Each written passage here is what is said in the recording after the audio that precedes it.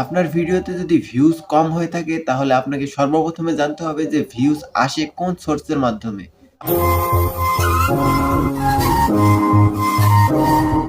আজকে আমি এমন কিছু টিপস আপনাদের দেব যেগুলো ফলো করতে পারলে বা আপনার ভিডিওতে সেগুলো প্রয়োগ করতে পারলে আপনার ভিডিওতে লাইফ টাইম ভিউজ আসতেই থাকবে।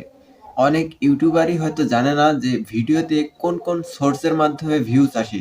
আপনার চ্যানেলের ক্যাটাগরি অনুযায়ী যারা বড় বড় ইউটিউবার রয়েছে তাদের চ্যানেলের নাম যদি আপনি হ্যাশট্যাগ ব্যবহার করে আপনার ভিডিওর ডেসক্রিপশন বক্সে এবং ট্যাগে ব্যবহার করতে পারেন, তাহলে কিন্তু সেখান থেকে মোটামুটি একটা ভিউজ আসা শুরু করবে। আপনার ভিডিওতে যদি ভিউজ কম হয়ে থাকে তাহলে আপনাকে সর্বপ্রথমে জানতে হবে যে ভিউজ আসে কোন সোর্সের মাধ্যমে। আমরা যখন ইউটিউবে কোনো কিছু লিখে সার্চ করি তখন কিন্তু ইউটিউব অনেকগুলো ভিডিও শো করে। আপনার টাইটেল এবং ডেসক্রিপশন এবং ট্যাগ এমনভাবে তৈরি করতে হবে যাতে সার্চ লিস্টে আপনার ভিডিওটাই সর্বপ্রথমে আসে। আপনি যদি ব্রাউজ ফিচার থেকে আপনার ভিডিওতে মোটামুটি পরিমাণ ভিউজ আনতে চান তাহলে অবশ্যই আপনাকে ভালো ভালো কিওয়ার্ড ব্যবহার করে আপনার টাইটেল, ট্যাগ এবং ডেসক্রিপশন বক্স লিখতে হবে। যদি আপনার টাইটেল, ট্যাগ, ডেসক্রিপশন বক্স ভালোভাবে তৈরি করতে পারেন তাহলে সার্চ দিলেই কিন্তু আপনার ভিডিওটা সর্বপ্রথমে শো করবে। আর ইউটিউবে যদি সার্চ র্যাঙ্কিংয়ে আপনার ভিডিওটা সবার উপরে থাকে তাহলে অবশ্যই কিন্তু আপনার ভিডিওতে ভালো পরিমাণে ভিউজ আসা শুরু করবে। দ্বিতীয়ত হলো সাজেস্টেড ভিডিও। ইউটিউবে ভিউজ আসার অন্যতম আরেকটি উৎস হচ্ছে সাজেস্টেড ভিডিও।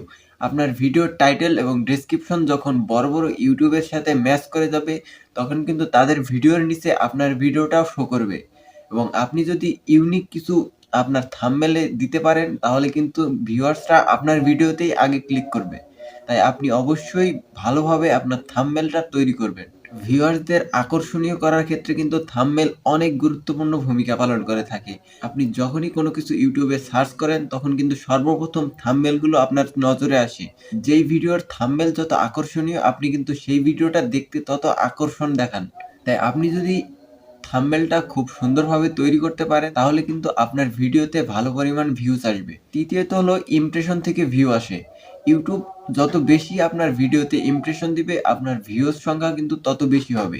ইমপ্রেশন হচ্ছে ইউটিউব আপনার ভিডিওটা কতজন দর্শকের কাছে পৌঁছে দিচ্ছে বা কতজন দর্শকের হোম পেজে আপনার ভিডিওটা শো করছে তার একটা হিসাব। ইউটিউব যদি আপনার ভিডিওটা ২,০০০ মানুষের হোম পেজে শো করে তাহলে কিন্তু সেখান থেকে কমপক্ষে ২০০ টা ভিউজ আপনার আসবে। আর ইমপ্রেশন বৃদ্ধি পাওয়ার একমাত্র উপায় হচ্ছে নিয়মিত ভিডিও আপলোড করা। আপনি যদি নিয়মিত ভিডিও আপলোড করতে থাকেন তাহলে ইউটিউব অবশ্যই আপনার ভিডিওতে বেশি বেশি ইমপ্রেশন দিবে।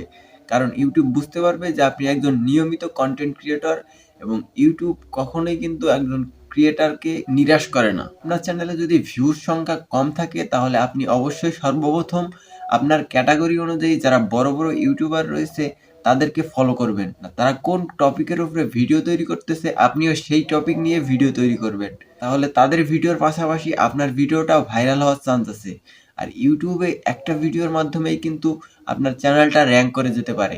আপনি যখনই একটা ভিডিও তৈরি করবেন খেয়াল রাখবেন আপনার ভিডিওর টাইটেল, ডেসক্রিপশন এবং ট্যাগ ঠিক আছে কিনা এবং আপনার থাম্বনেল ঠিক আছে কিনা এবং আপনার ভিডিওতে ইউনিক কিছু আছে কিনা। আপনি যদি ইউনিক ভিডিও তৈরি করতে পারেন আপনার নিজস্ব ক্রিয়েটিভিটি দ্বারা তাহলে অবশ্যই আপনি খুব তাড়াতাড়ি সময়ের ভিতরে ইউটিউবে র‍্যাঙ্ক করতে পারবেন। আপনি ইউটিউবে এমন অনেক টিপস রয়েছে যেগুলো আপনি ফলো করলে আপনার চ্যানেলটা ডাউন হয়ে যেতে পারে। তাই যেকোনো টিপস ফলো করার আগে অবশ্যই আপনি ভালোভাবে যাচাই বাছাই করে নিবেন যে টিপসটা আসলেই সত্যি কি না। বর্তমান সময়ে ইউটিউবে মনিটাইজেশন পাওয়া কিন্তু অনেকটা কঠিন হয়ে গেছে। কারণ ইউটিউবে বর্তমান প্রতিযোগিতা অনেক বেশি হয়। আপনি যদি সামান্য পরিমাণ স্প্যামিংও করেন তাহলেও কিন্তু ইউটিউব সেটা বুঝতে পারবে এবং আপনার চ্যানেলটাকে মনিটাইজেশন দিবে না। এত কষ্ট এবং পরিশ্রমের পরে যদি আপনার মনিটাইজেশন এপ্লাইটা বাতিল হয়ে যায় তাহলে কিন্তু এর চাইতে বড় দুঃখের আর কিছু নেই। ইউটিউব সম্পর্কে বিস্তারিত জানতে আমাদের চ্যানেলকে সাবস্ক্রাইব করুন এবং বেল আইকন বাজিয়ে দিন। ধন্যবাদ।